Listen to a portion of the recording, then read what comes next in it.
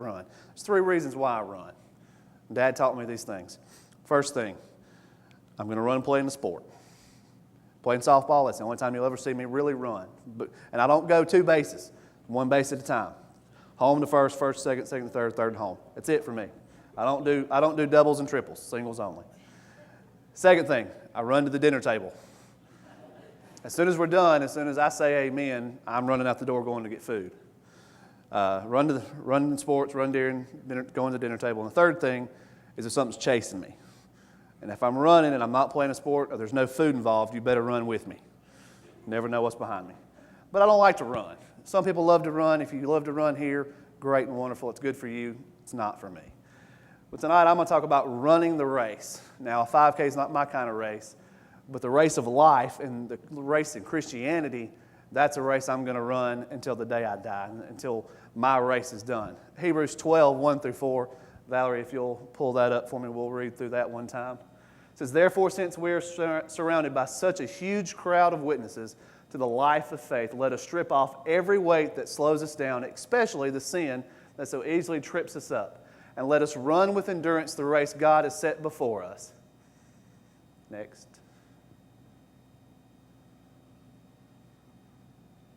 We do this by keeping our eyes on Jesus, the champion who initiates and perfects our faith. Because of the joy awaiting him, he endured the cross, disregarding its shame. Now he is seated in the place of honor beside God's throne. Think of all the hostility he endured from sinful people, then you won't become weary and give up. In verse 4, after all, you have not yet given your lives in the struggle against sin. In 1968, the Olympics were held in Mexico City.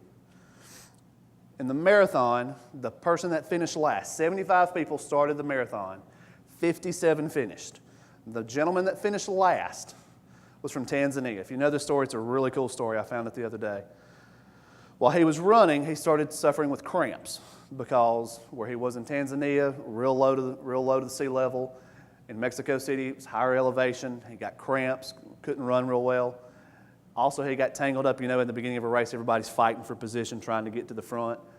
He kind of fell, tripped over somebody else's legs, ended up dislocating his kneecap, separated his shoulder, had scrapes and bruises and cuts all over his body. He finished almost an hour and a half later than the guy that finished first. About 7 o'clock, the sun had already started to go down. About 7,000 people left in the stadium. Guys hobbling across the finish line.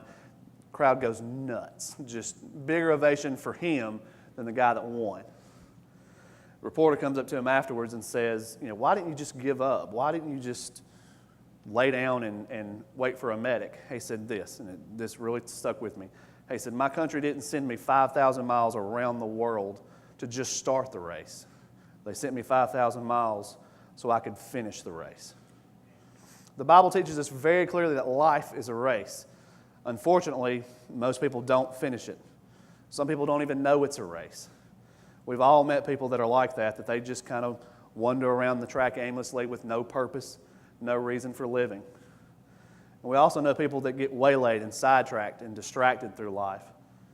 And they get disqualified. For some reason or another, they die with unfulfilled dreams, unrealized potential, and without ever becoming what God intended them to be. It's very tragic.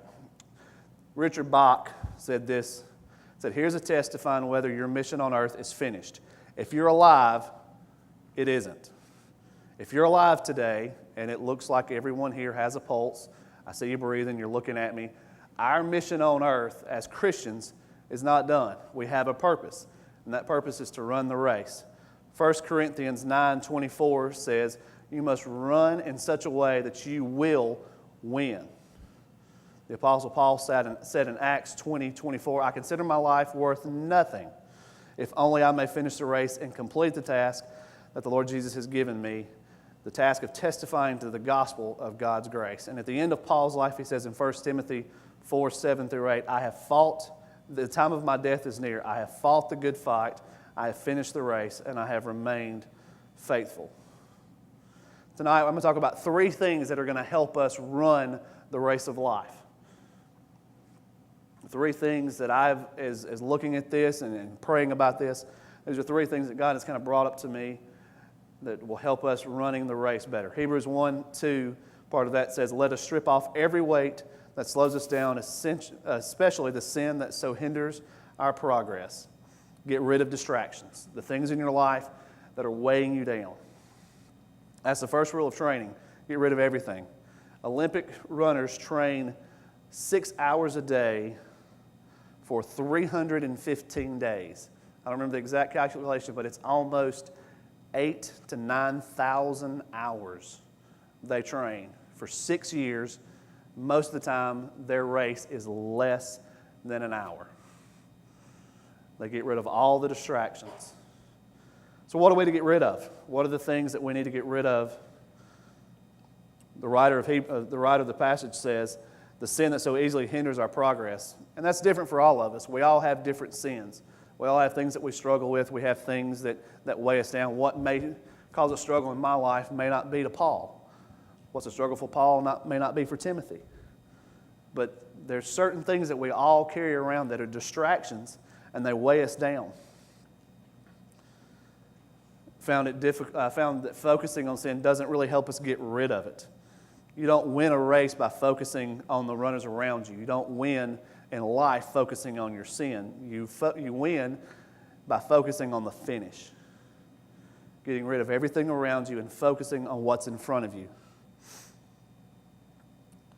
Sin is one of the things that we need to get rid of. It's not always sin that drags us down, though. Circumstances of life. We pick up a lot of extra baggage. If you know the skit guys, Drew loves the skit guys. They do a skit called Baggage. YouTube it tonight. It's hilarious. If you've seen it, you know what I'm talking about. But through life, we pick up baggage. We get circumstances of life just weigh us down, and we just feel like giving up. If you've ever seen Olympic runners, they don't wear a whole lot of clothing. Their shorts are kind of tight and small. A lot of times it's like a wrestling jumper that you see, Olympic wrestlers wear. It's real tight, aerodynamic. They don't have a lot of hair sometimes. They don't have hair like Grant. It's all aerodynamic and streamlined. And we're the same kind of way. We need to get rid of the things that hinder us. You don't see somebody carrying a suitcase running the 100-yard dash. Usain Bolt, the fastest man in the world, does not carry a book bag and two-piece luggage while he's running the 100-yard meter dash. He is light, has nothing that he's carrying. And that's the way we have to be with our lives. We have to get rid of all the distractions. The last distraction that we really need to get of is the fear of uncertainty. And this really kind of has hit me over the last couple of weeks because Emma and I are expecting our first child in October. And there's a lot of uncertainties that come with that. Boy or girl. Honestly, I don't care as long as the baby's healthy. Now, if I get my choice, I would prefer a boy, but that's just me. But the uncertainty of, am I going to be a good father? Am I going to be able to provide for Emily and the baby? Am I going to be able to take the screaming and crying at 2 o'clock in the morning? Because sometimes I'm very grumpy myself at 2 and 3 o'clock in the morning. Emily can attest to that. But the fear of uncertainty, we've got to get rid of that too, because we know that God is always with us. Some people pack very little when you go on a trip. For me, small suitcase, I roll up my clothes, I'm done. Sometimes I think Emily tries to pack half the house in the suitcase. Well, we got to get rid of all the distractions. Everything in our life we have to get rid of so we can run the race better. Second thing, we've got to get back to the cross. We've got to get back to focusing on the cross. One of the keys of running the race is to stay focused on Jesus and following His example. Hebrews 1 and 2, part of verse 1 and most of part 2 says, let us run with endurance the race that God has set before us. We do this by keeping our eyes on Jesus. One translation says to run the race with no eyes for anyone or anything except Jesus. If we want to win the race, we have to keep Jesus first and central in our lives. We have to keep our eyes on Him. When running a race, you don't see somebody looking at the crowd, waving, smiling at their parents. You don't see them, looking behind them, seeing where their runners are. They're focused on the finish. They look straight ahead. Philippians 1:6 says, "And I am sure that God, who began the good work within you, will continue his work until it is finally finished on the day when Christ comes back again." Think about what Jesus did for us. And we get a little part of that in Hebrews 2 and 3. It says, he was willing to die a shameful death on the cross. Lost my place. Willing to die a shameful death on the cross because of the joy he knew would be his afterwards. Now he is seated in the place of highest honor beside God's throne in heaven.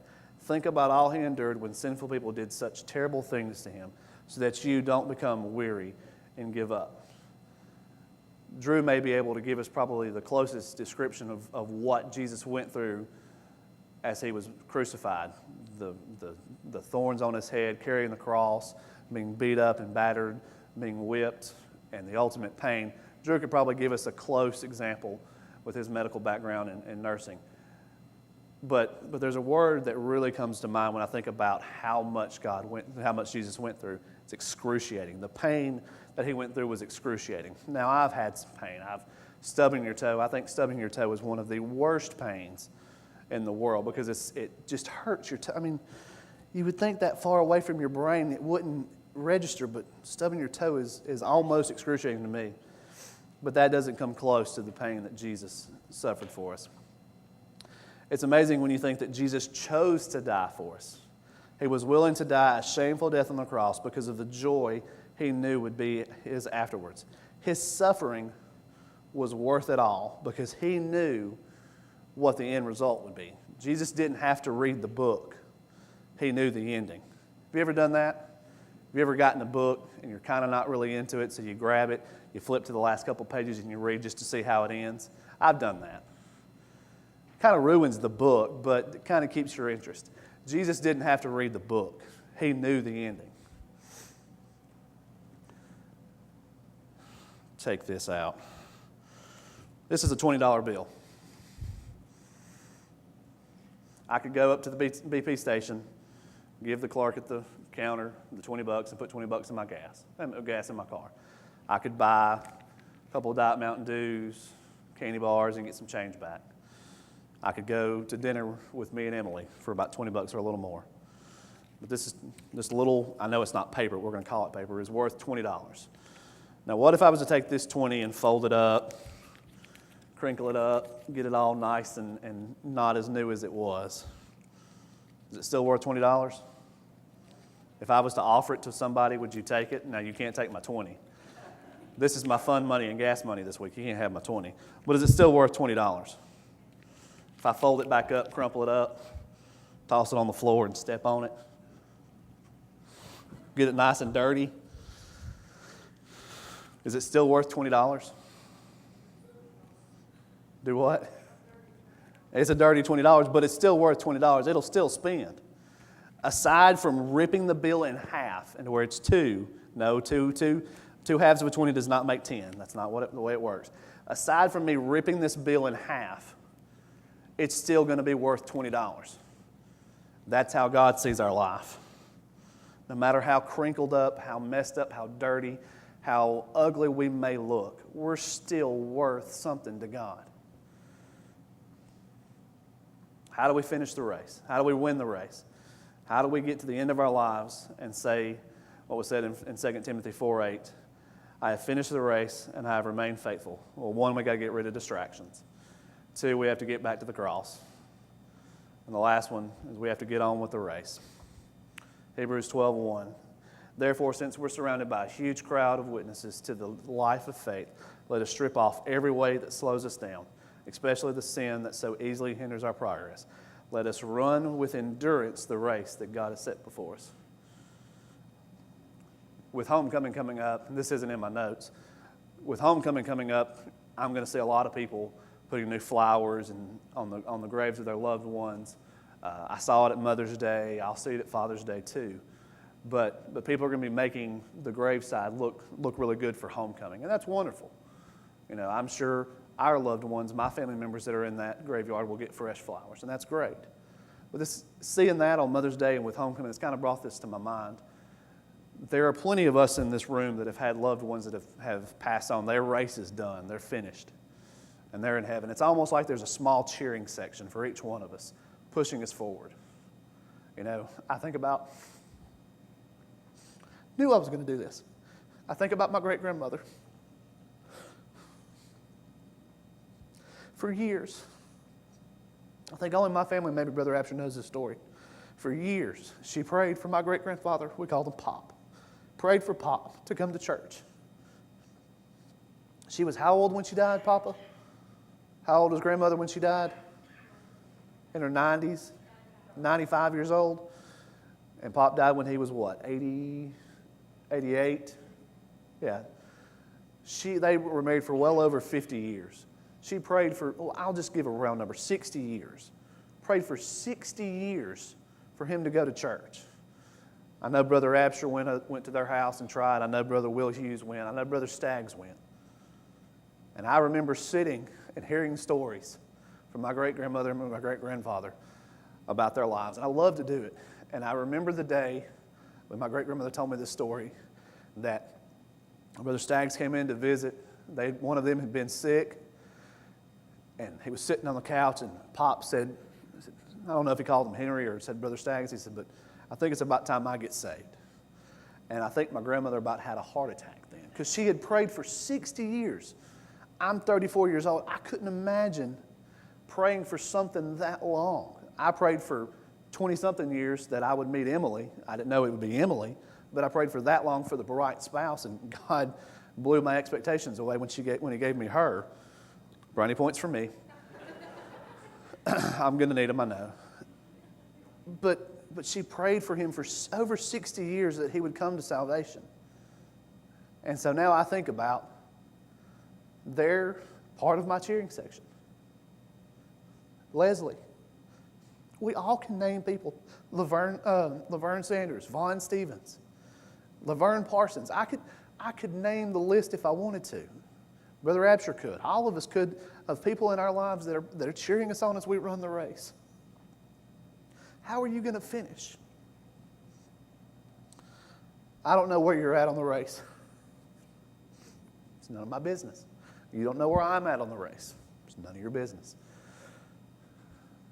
Some of you may be running the race perfect. Keep going. Keep working hard. Keep striving for perfection, because that's what we're here for. Some of you may feel like just laying down on the ground and giving up. Life's too hard. You're weighed down by distractions and things that are going on in your life, and you're just like, I can't go any further. Deuteronomy 31:6 says, and I love this verse, it says, so be strong and courageous. Do not be afraid and do not panic before them. For the Lord your God will personally go ahead of you. I love this part. He will never fail you nor abandon you. If you're struggling, keep on. We've got the promise right there. It's black and white. This isn't a Bible, but there's a Bible on my iPad. It's full of promises. It's full of those kind of encouragements. Did you know that the words "do not fear" appear 365 times in the Bible? Did you know that, Brother Absher?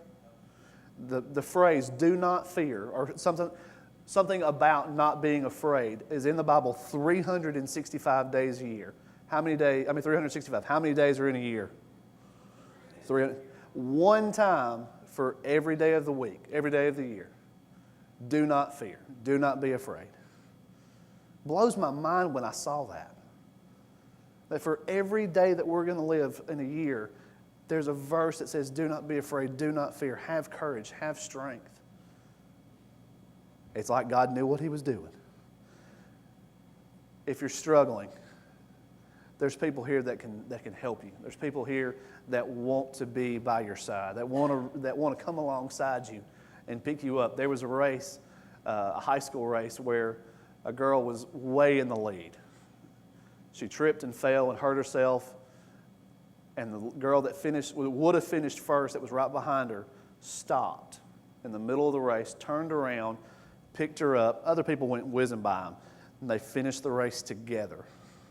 Saw a video of a college kid fell in a race and hurt his leg.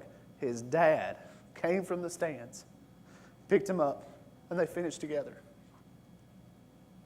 There's people here that want to help, that want to get you through the tough times. All you got to do is ask. And I hope this doesn't apply, but there may be some people here that you're like I said earlier, you're just wandering around the track. You don't understand what I've been talking about. It's all been Greek to you. But God's tugging at you. He wants you to run that race. We're going to have the altars open as Caitlin comes up and leads us in a song of invitation. If you're struggling in that run and you're not quite sure if you can make it, if you don't know what the race is about, if you're wondering what I've been talking about, there's plenty of answers. God wants to put you on that race and put you going forward. Let's stand and pray.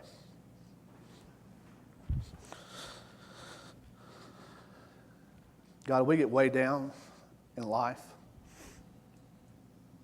We get burdened with things. We have distractions that pull us from place to place. But God, tonight I pray that we would put those distractions aside. We'd forget about the outside world, God, and that for the next few moments we would focus on you. And we would take some time and evaluate ourselves and be honest with ourselves that if we're struggling as we run the race of life, as we're striving for that goal, that we would come forward and seek for help, God. God, if there's somebody in this room that doesn't know you, God, I pray that tonight would be that night that they would come to know you. God, for those that are running well and everything seems to be going great, continue to encourage them, because we all know that something is going to come up and trip them up. That's just how Satan works. So God, I pray that you would move in this place. And God, let us always remember that we need you every day. In your name I pray. Amen. If you want to come forward, if you want somebody to come, if you want to pray by yourself, come to the left-hand side, my left, your right. If you want somebody to pray with you, Brother Absher, myself, we've got people here that'll pray with you. Come over here to the right. Just listen to what God has to say to you.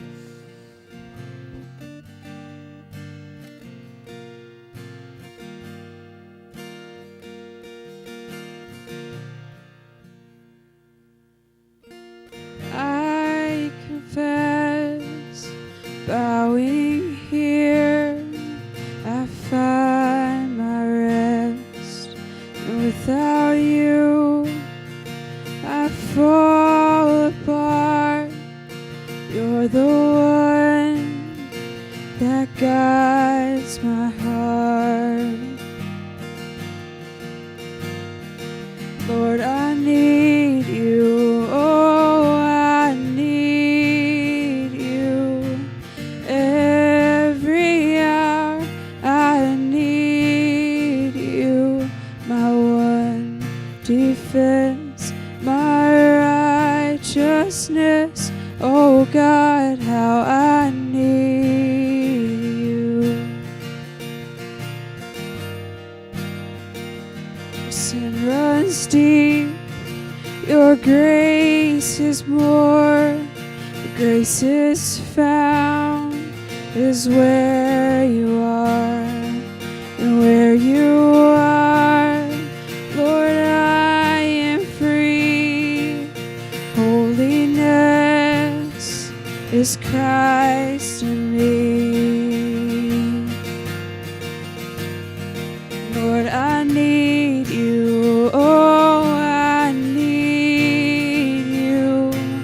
Every hour I need you.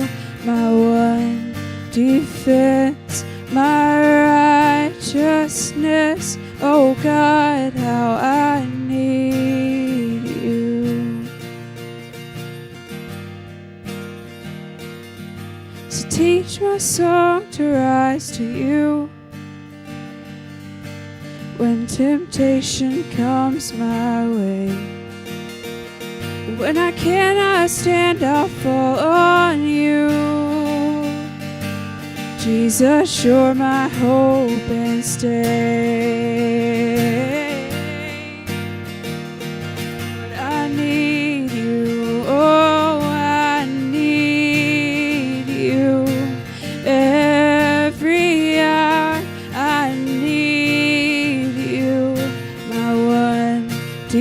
defends my righteousness. Oh God, how I need you. You're my one defense, my righteousness. Oh God, how I need you.